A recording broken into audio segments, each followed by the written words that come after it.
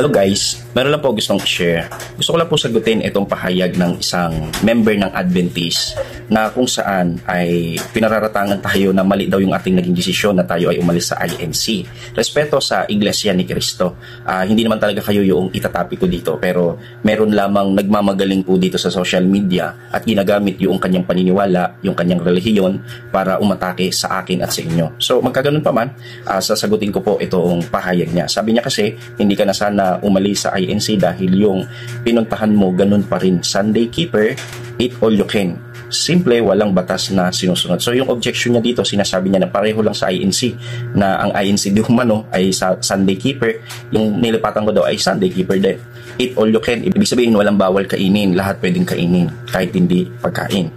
At ganoon din, hindi sumusunod sa kautusan o walang batas na sinusunod, kagaya daw ng Iglesia ni Cristo. So, ito masabi ko sa inyo, mali yung information na ipinapakalat mo. Sana hindi mo na dinamay ang INC dito, wala naman sila kinalaman eh. Sabi ko nga, baka pag hinamon ka ng Daribillers, baka bigla ka mawalang parang bula. Kahit nakatago mo ka, haharapin ka, no? Kasi yun eh, lumalaban na nakatago ang mukha. So, bago mo ko pagmalakihan at gamitin ng Iglesia para atakihin ako, try mo humarap sa Daribillers kung kaya mong tindigan. Hindi yung mag-aangas-angas kayo sa social media tapos magtatago lang naman kayo sa palda ng mga debater ninyo pagka pinatulang kayo. So, eto, sagutin po natin. Totoo ba na pareho lang ang INC, Iglesia ni Cristo 1914, at itong Church of God Seventh Day na amin pong kinabibilangan? Ang sagot ay hindi po. Sabi niya kasi dito, ang INC daw ay Sunday Keeper. Correct lang kita bro, ang Iglesia ni Cristo hindi po Sunday Keeper. Ang isang halimbawa ng Sunday Keeper is yung pong relihiyon mo bago mag-change ng belief. Ang Seventh-day Adventist, nag-start po siya Sunday Keeper. Buong araw yung pagsamba niyan. Mapapanood mo pa nga doon sa Tell the World na after ng service nila ay sa church na sila nag-i-stay at kumakain. Nagkikip talaga sila ng Sunday. Sunday Keeper ang church mo bago po sila ma-impluensyahan ng mga Seventh-day Baptist. Kaya nagtataka ako, nilalait mo yung mga Sunday Keeper, mali pa nga eh, hindi naman Sunday Keeper ang Iglesia ni Cristo. Pero nagtataka ako, ipinanlalait mo yung bagay na yan. Kung tutuusin, nag-start kayo, ganyan naman kayo. Ewan ko kung alam mo yan. Hindi ko lang alam kung marunong ka mag-research sa history ng iyong relihiyon. Samantalang ito pong church na kinabibilangan po namin, nag-start po ito po ay Sabbath Keeper. Sapagkat yun pong church na ito ay bunga po ng pangangaral ng isang old congregation ng Church of God sa London. Ito po ay Milliard Church of God. Itong Milliard Church of God, ito po ay Sabbath Keeper, hindi po siya Sunday Keeper. Then nangaral po siya sa Newport, Rhode Island sa pamumuno ni Stephen Mumford, at yung naging gawain po doon ay Sabbath Keeper. Kaya nag-start po ito Sabbath Keeper, hindi po kagaya ng sekta mo na ipinanganak Sunday Keeper at nag-change lamang ng belief nung natuklasang mali yun. Ang Iglesia ni Cristo, hindi po sila nangingili ng araw. Kaya kung mapapansin mo, may pagsamba sila ng Miyerkules, may pagsamba sila ng Webes, may pagsamba sila ng Sabado, may pagsamba sila ng Linggo. Kaya wala po silang itinatanging araw. Ginagamit lang nila yung mga araw bilang schedule ng pagsamba. Sapagkat marami sa kanila after sumamba, dumidiretso pa sa paghahanap buhay. So hindi sila nagkikip ng araw. Kaya mali yung information mo. Mahiya ka sa mga INC na binibigyan mo ng maling information. Ganun din, mas mahiya ka naman sa sekta na kinabibilangan ko. Unang-una, hindi ka naman kilala nito. Hindi ka rin ito inaano. Pero kung tutuusin, ito po ay Sabbath Keeper. Ang Church of God Seventh Day, ipinanganak po siya na Sabbath Keeper. Yan po ang kaibahan sa Seventh-day Adventist. Ang Adventist, Sunday Keeper, nung nagsimula at nabago lamang ng mga Seventh-day Baptist. Ang Church of God Seventh Day, ito po ay nag-start sa Newport, Rhode Island noong 1671 sapagkat sa Newport, Rhode Island ay naisagawa na po ang unang pagsamba ng church at doon na po dumami ang mga kapatiran. 1671 may gawain na po ang Church of God po doon. At sila po ay nangingilin ng araw ng Sabat. Hindi po ito Sunday Keeper nang nagsimula. So sana malinaw po sa iyo yan ha. Ikalawa, yung sinasabi mo na ang INC kagaya lang sa amin na eat all you can, meaning to say is walang bawal kainin. Ito po ay maling information. Nakakahiya ka naman bilang isang Seventh-day Adventist, naninira ka ng sekta. Ito talaga paninira kasi ako bilang isang Iglesia ni Cristo kaya kitang sagutin kalokohan yung sinasabi mo. Hindi totoo yan eh. Sa Iglesia ni Cristo, bawal po sa kanila kumain ng dugo or dinuguan. So hindi eat all you can. Meaning to say, huwag kang magsalita ng hindi mo nauunawaan magbibigay ka ng information sa Iglesia ni Cristo, pero hindi mo naman talaga totoong nauunawaan yung kanilang aral. Hindi rin sila kumakain ng mga handog na inihandog sa Diyos-Diyosan. Ibig sabihin, pagka may mga piyesta, hindi po sila nakikipesta, hindi sila nakikiselebrate. Siguro may ilang miyembro kang pasaway na makikita na ganyan. Pero sa kabuuan ng Iglesia ni Cristo, bawal sa kanila na kumain ng mga handog na inihain sa mga Diyos-Diyosan or sa mga pista. So hindi sila ito all you can. Mali information mo, Brad. Huwag ka manira. Ginamit mo pa ang INC para manira sa akin. Ganon din po, ito pong Church of God Seventh Day na aking kinabibilangan, hindi po ito kumakain ng anumang hayop na marumi at karumal-dumal.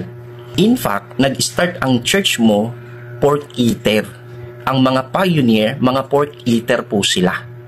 Na-change na lang yan, nabago na lang po yan. Pero nag-start sila po ay kumakain ng baboy. Kumakain sila ng hayop na marumi at karumal-dumal. Late na po yan, yung aral ninyo about sa pag-iwas ng pagkain ng hayop na marumi at karumal-dumal. Nag-start kayo, kumakain ng baboy ang mga pioneer ninyo. So, sana inaral mo muna yung sekta mo bago mo gamitin yung mga bagay na yun para manlait ng kapwa.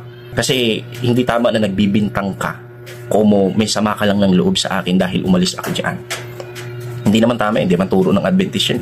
So correct lang kita bro ha, ang Church of God Seventh Day na amin po kinabibilangan, hindi po kami kumakain ng anumang hayop na marumi at karumal-dumal.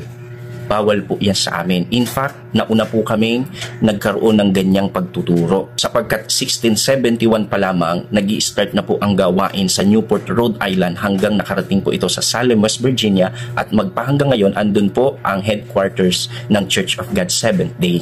So mali yung paratang mo na it all you can sa sekta na ito. In fact, masasabi ko nga na yan pa nga ang sekta mo, ang it all you can noong una. Kaya, pero hindi ginagamit yan hindi namin ginagamit yan para laitin kayo. Mas maigi pa nga na change kayo ng belief, na itama nyo yung maling paniniwala dati. Pero hindi naman dapat na laman nyo na yung ganyang aral. Gagamitin mo na yan para manlait ng iba. Hindi naman tayo tinuruan sa Adventist ng ganyan. Kaya ako, mananawagan ako sa mga kapatid sa Church of God. Pasaway lang itong miyembro na ito, hindi ito paniniwala ng Adventist na yung aral nila gagamitin nila para manlait sa mga tao na hindi naniniwala sa kanilang aral. Hindi naman ganyan eh. Ang Adventist, itinuturo nila na dapat maging Sabbath keeper ka, na ikaw ay dapat hindi kumain ng mga ipinagbabawal ng Diyos. Kung tanggapin ng tao, salamat. Kung hindi, okay lang. Nirespeto nila yung paniniwala ng iba. Di ba dapat ganyan sa'yo, Brad? Ano nangyari sa'yo? Anong ginawa mo sa Bible? Anong ginawa mo sa pag-attend mo kapag meron kayong Sabbath school lesson? O baka late ka kasi? Sayang na may turo ng mga pastor at ang mga nag-speaker sa church ninyo tapos naging manlalait ka rin ng ibang sekta.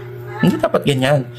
Hindi tamang ugali yan ng isang Sabbath keeper. Hindi rin yan ugali ng isang hindi kumakain ng marumit karumal-dumal. Ang totoo, kaya nga tayo pinaiwas dyan ng Diyos sapagkat para maunawaan mo na itinuturo niyan na kung paanong yung hayop na marumit karumal-dumal hindi mo dapat kainin, yung kasalanan at pagmamataas hindi mo rin dapat taglayin. Pagpapakumbaba actually ang tinuturo niyan, pagpipigil sa sarili, yung hindi pagkain ng mga hayop na maruming karumal-dumal.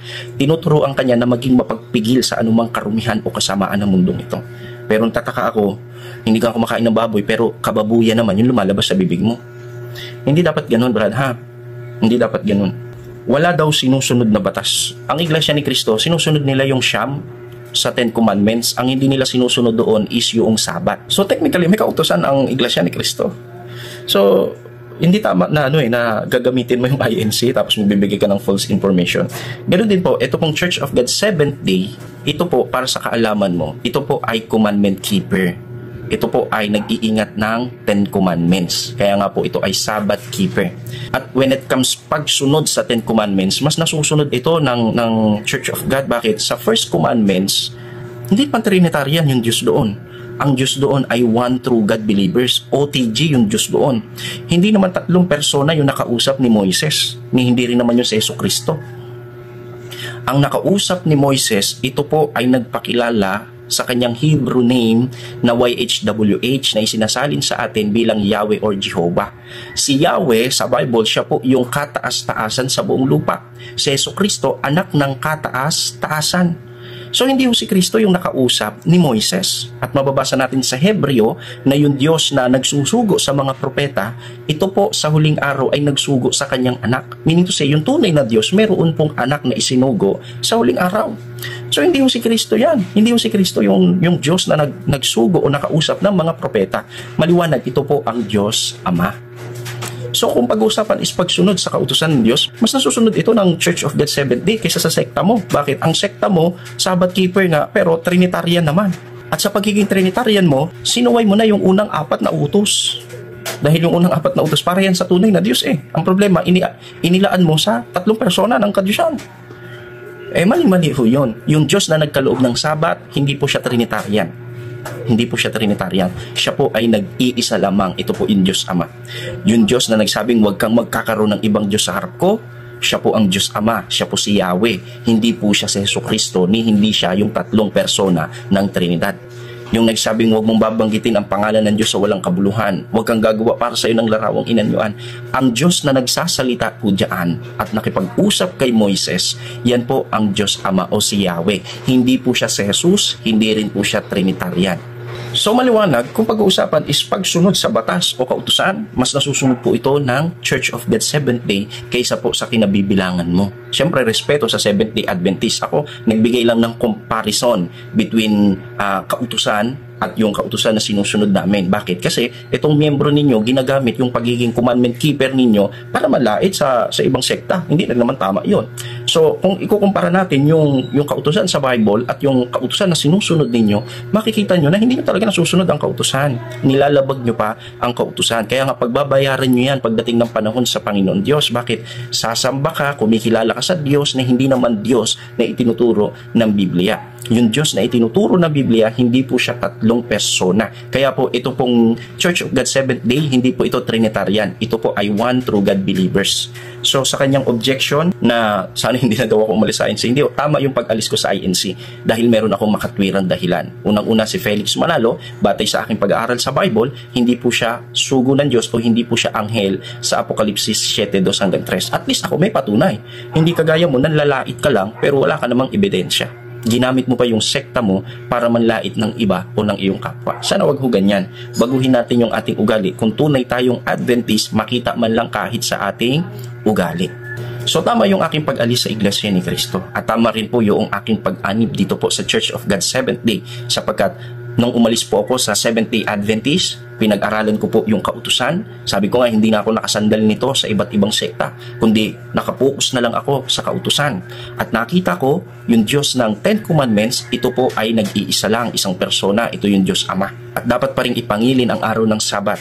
Hindi pa rin dapat gumamit ng mga ribulto o larawang inanyuan bilang representative sa pagsamba.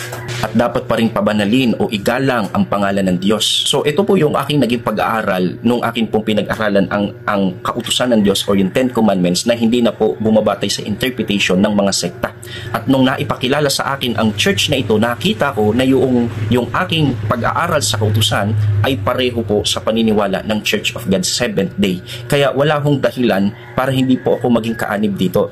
In fact, dahil sa pagsusuri na iyan, nakita pa natin ang pagtawag ng Diyos sa atin sa tunay na pananampalataya. Pero kahit kailan, hindi po ginamit ng church na ito yung mga aral na natutunan niya para manlait ng ibang sekta.